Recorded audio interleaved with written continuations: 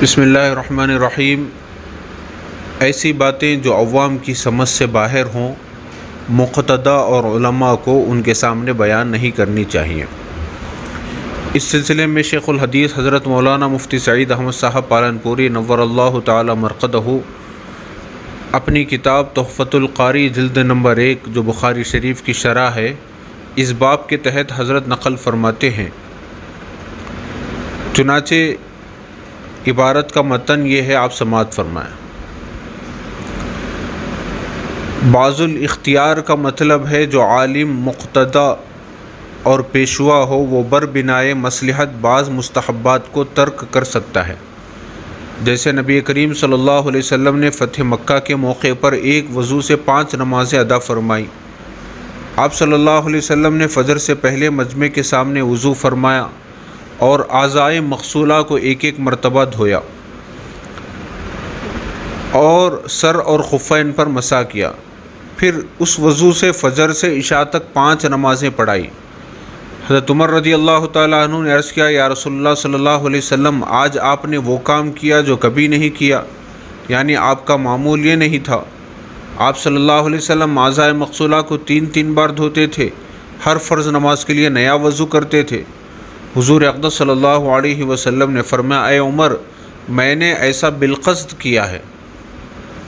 رواہ ترمذی، کیونکہ مکہ نیا فتح ہوا تھا اور مکے کے سب لوگ مسلمان ہو گئے تھے،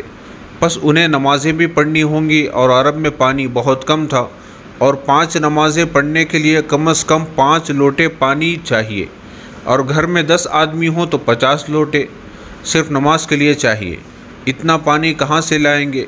اس کا ذہنوں پر بوجھ پڑ سکتا تھا، اس لیے آپ صلی اللہ علیہ وسلم نے مجمع کے سامنے وضو کر کے دکھایا کہ وضو میں بہت زیادہ پانی کی ضرورت نہیں ہے،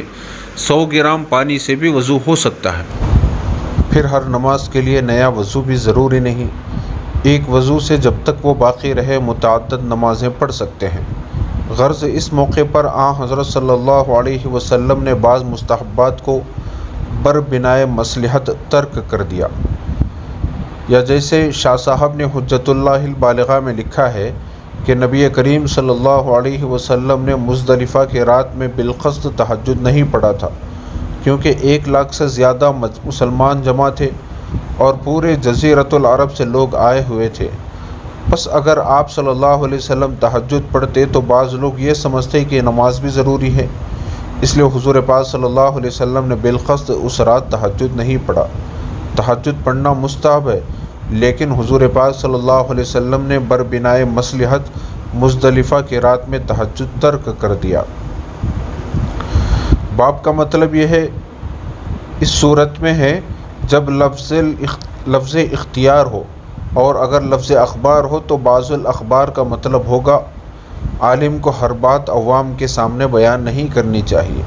جو بات عام آدمی سمجھ سکتا ہے وہی بات بیان کرنی چاہیے، کیونکہ اگر ایسی باتیں بیان کریں گے جس کو لوگ نہیں سمجھ سکتے تو بیان کرنے والے کی تکذیب نہیں کریں گے، بلکہ اللہ اور رسول کی بات میں شک کریں گے اور اپنی عاقبت خراب کریں گے۔ البتہ مخصوص حضرات کے سامنے وہ باتیں بیان کر سکتے ہیں، اس لیے اگلا باب لائے، باب من خص بالعلم۔